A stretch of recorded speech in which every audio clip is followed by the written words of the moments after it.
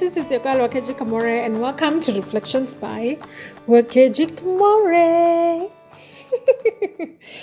Today we are in the last chapter of the book of Job, and let me tell you, if there is a chapter that is happily ever after, this is it. Oh my goodness, we have gone through turmoil. So we have gone through turmoil. We've gone through it all in the book of Job.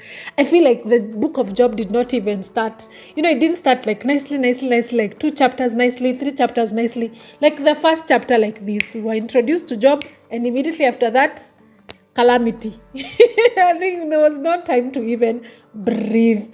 And then many chapters in there, many conversations with their friends, like Job's friend. Many had many things to say. Elihu came, nailed the coffin, put the nail on the coffin. And then finally God came and spoke to Job. And in this chapter we see God restoring Job. So I'm going to be reading this chapter word for word, but if you still haven't read it for yourself, please pause this recording and read the chapter for yourself, so then you understand what is happening in this chapter. All right, I'm going to be reading it from the NLT version, and this is what it says. Job responds to God. Then Job replied to the Lord, and he said, I know that you can do anything, and no one can stop you. You asked, who is that questions my wisdom with such ignorance? It is I. And I was talking about things I knew nothing about, things far too wonderful for me. You said, listen and I will speak. I have some questions for you and you must answer them. I only heard about you before, but now I have seen you with my own eyes, and I take back everything I said, and I sit in the dust and ashes to show my repentance. Oh, amazing. I really let me first pause there. I really like Job's perspective. I feel like Job's perspective has changed. Was Job a blameless man, as we read in chapter 1? Yes, he was. Was the fact that he was going through all these calamities and suffering because of his sin? No, it was not. And that is what Job's friends were telling him. They were telling him that he had sinned. And so Job had not sinned before the calamities. The sins that Job had done were the sins of, questioning God, almost like demanding for a face-to-face conversation with God. But it wasn't the sins that were before the calamities. The sins that he had done was speaking, he had made the sins of speaking out of perspective during the calamity, but never had he cursed God. Never had he sinned to cause himself the troubles that he was going through. However, Job comes and says, I've heard about you before, like I've heard about you, God, before, but now I have seen you with my own eyes. There's some situations that we go through and you're just like, you know what? Before I used to hear people say the Lord is faithful. Now I know that the Lord is faithful. I have seen the Lord being faithful in my life for myself. There are situations that you go through and you're like, we grow up knowing that God is powerful, and then you see God being powerful for you. You see God doing great things for you. Performing miracles for you, causing you to be well and healing you, and you are like, now I know that you are powerful. I used to hear about you before, but now I have seen you with my own eyes. And I like the fact that his apology, or rather his repentance, was, I take back everything I said. Everything I said about, you come, take me to your court, let's do this one-on-one, let's have this conversation one-on-one. I take that back. I take back, anything that I could have said that, almost insinuated that God is a bully, that he's bullying me, that he's abandoned me. I take that back. And he says, now I am repentant. And I really like that. Verse 7. After the Lord had finished speaking to Job, he said to Eliphaz the Temanite, I am angry with you and your 2 friends. So God actually addresses the three of Job's friends. It was Eliphaz, Bildad, who was it? What was the name of the other guy?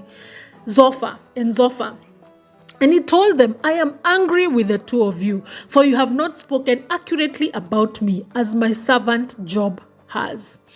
And so what was it that was not accurate about the things that these friends were saying? The thing that was not accurate is that Job had sinned, and that is the reason why God was angry at him, and that is the reason why he was going through the things that he was going through. Half the things they were saying were great. There were great things about God. There are true situations, but they were not true about this situation with God. And I like the fact that God shows us clearly that he's not happy when you imagine that he's punishing someone because he's angry with him. It is not good to speak for God if he has not asked you to speak for him. Has God told you he's angry with Nani and that's the reason why Nani is suffering? No, he hasn't told you that. So why assume that, and why speak for God in those terminologies and just say that God is angry and that's the reason why you're going through this, and that is the reason why God is angry at these three friends. So he told them, so take 7 bulls and 7 rams and go to my servant Job and offer a burnt offering for yourself. My servant Job will pray for you and I will accept his prayer on your behalf. I will not treat you as you deserve, for you have not spoken accurately about me as my servant Job has. And so Eliphaz the Temanite, Bildad the Shuhite, and Zohar the Naamathite did as the Lord commanded them, and the Lord accepted their prayer. And I like the fact that the Lord vindicates Job. So the first thing that happens is Job reconciles with God. So Job says, I take back everything. I didn't know anything. Clearly, there are so many things I don't know and I am sorry. Then God vindicates Job. It's almost like saying, what Job was saying was correct. He is blameless. There's nothing that he did that would have caused him to go through the things that he went through. And so God vindicates Job in front of his friends. So much so that he's told these 3 of Job's friends, you go and take some sacrifices, go and sacrifice them to Job and Job will forgive you. And then I will hear your prayers through Job. But mimi musiniongeleshe directly. It wasn't for if you want to speak to me directly. No, it was like go and get sacrifice to Job and Job will forgive you and then I will forgive you. Which is really good because we see that God restores this friendship, that God allows this friendship to be restored. The friendship that Job had with these 3 friends. So then it doesn't end to a point of, there's bitterness, there's anger. And the fact that Job accepted for them to come and, and give the sacrifices to him. The fact that he prayed for them, the fact that, he accepted for this to happen means that even he did not have any bad blood that he carried after this conversation, that God actually restored Job's friends. And so verse 10 says, when Job prayed for his friends, the Lord restored his fortunes. In fact, the Lord gave him twice as much as before. Then all his brothers and sisters and former friends came and feasted with him in his home. They consoled him and comforted him because of all the trials that the Lord had brought against him. And each of them brought with him a gift of money and a gold ring. So we see after God was like, okay, there's no more bitterness that is left between Job and his friends. There's no anger. There's nobody holding any grudge against anyone. Then Job receives wealth. I wonder why it is so clear when it says, when Job prayed for his friends, the Lord restored fortunes. Is there a possibility that when we are holding on to bitterness, when we are holding on to anger, when you're holding on to unforgiveness, that there is no space for you to receive any blessing? I think so. I think there's a specific reason why verse 10 reads the way it reads, because why didn't God restore Job's fortune before he'd prayed for his friends?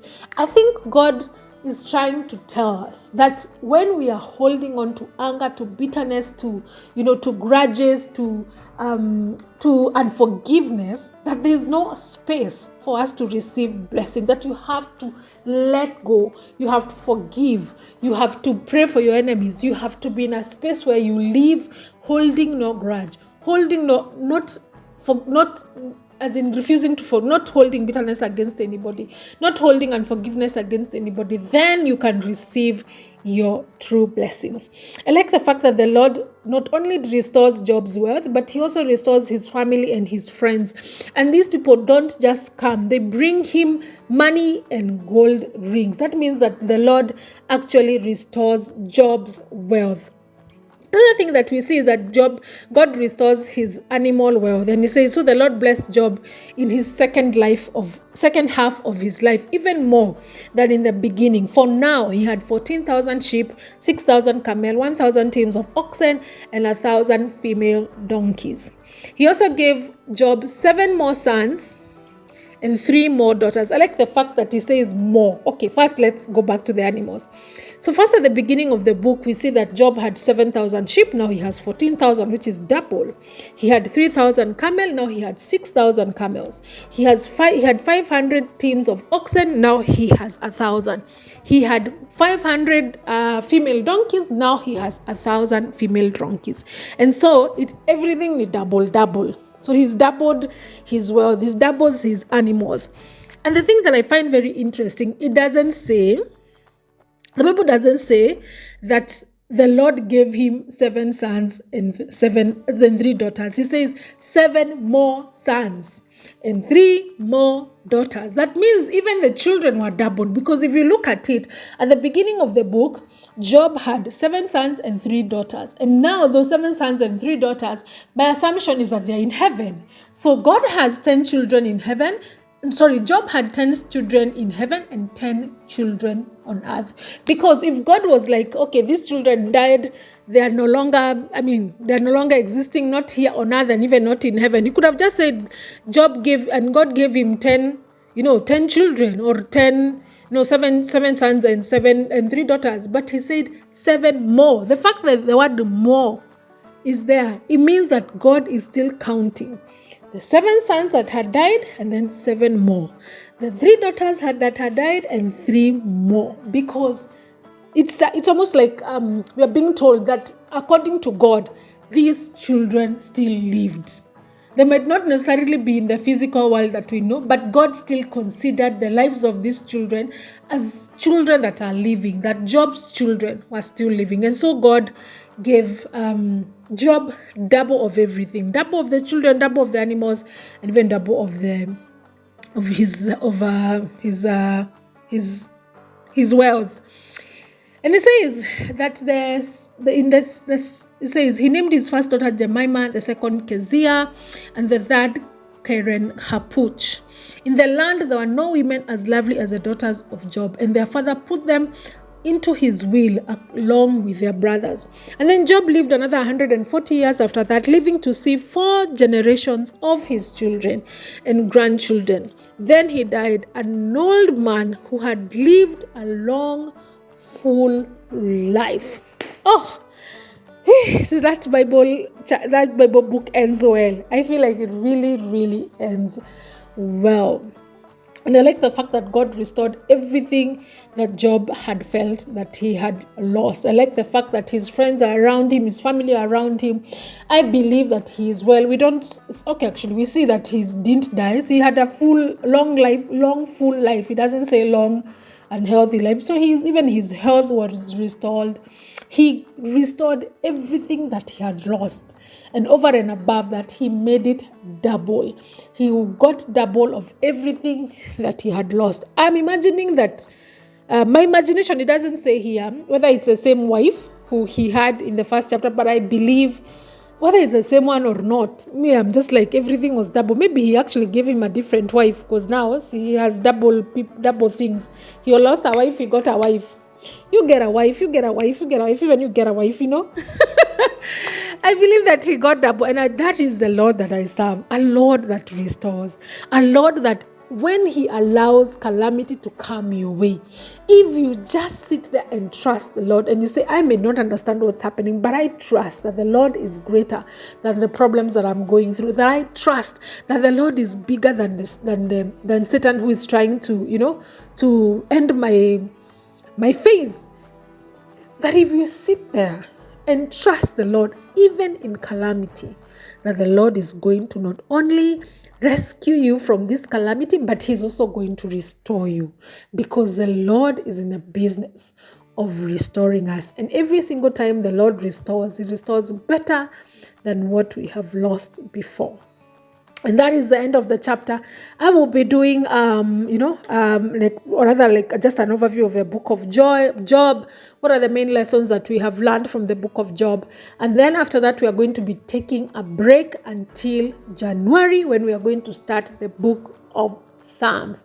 So we might take a rest in the whole of December, but it's a well-deserved rest for me. Honestly, I really do need to rest and to just put my thoughts together before the new year, where we can start the book of Psalm. So please look out for the overview, and then we will take a break from that. I hope that by the time we come, we'll have read the book of Psalm. So tutakuwa tu tuko like, yes, the Lord had showed me that one. I already, I already have heard that from the Lord, or this is something else that I'm hearing from the Lord. But I'm so grateful that you guys have come along with me to the end of the book of Job, and that you will be patient enough with me as I start the book of Psalm in the year 2025. Thank you very much, and see you tomorrow.